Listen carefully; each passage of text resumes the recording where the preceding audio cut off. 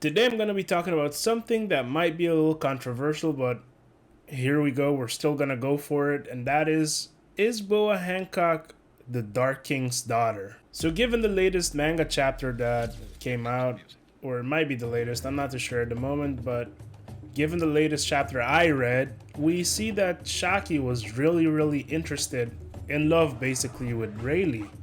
Roger was fumbling over her, but she only had eyes for the Dark King.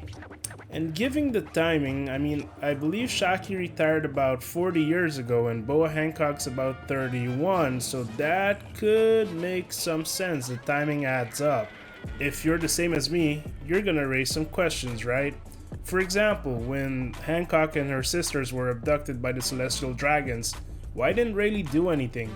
Especially given the facts that Rayleigh hated the government and the Celestial Dragons, right? And quite frankly, I can't tell you why. But the most obvious reason I could think of is that he probably didn't know she was even his. Probably didn't even know he had a kid at that point. Shaki probably didn't tell him. And given the fact that they're from the Kuja Pirates, which is a woman-only island, it would make sense, right? They could have easily kept Boa hidden from Rayleigh all this time. But then, the moment I really started questioning this possibility was when Blackbeard attacked Boa Hancock at Amazon Lily and Rayleigh stepped in to save the day. My question was like, why would he do that? Like, there's no reasoning behind it, and we know Oda doesn't do anything random, right? And let's be real, Rayleigh is the Dark King, he's legendary, but he said it himself, he's getting old. I believe he said it when he fought Kizaru, so he's not as young as he used to be. He's still overpowered as hell, but he's not as young as he once was. So when Blackbeard attacked Boa Hancock, why not, I don't know, call in pirates? Or he could have done a number of things, but yet he chose to personally go down there and intimidate Blackbeard of all people. And let's be real, we might not like Blackbeard, I really hate that guy's guts, but he's a great pirate all in all, right? He's like as bad as they come, and that's what makes a good pirate actually. And he went in one versus the whole crew. I mean, Blackbeard's crew is no joke, and yet Rayleigh just walked in there, released a bunch of Conqueror's haki, and it was him against all of them. Should Blackbeard have resisted that scene, it could have been bad for Rayleigh, but he said, nope, I'm doing this.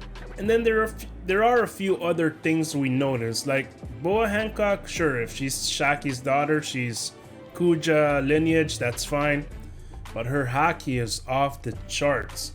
And that could only make a lot of sense, right? If she was the Dark King himself's daughter, right? That would make a lot of sense. Because that would mean, like, Rayleigh, I believe his haki is on par with Roger, Garp, all of them.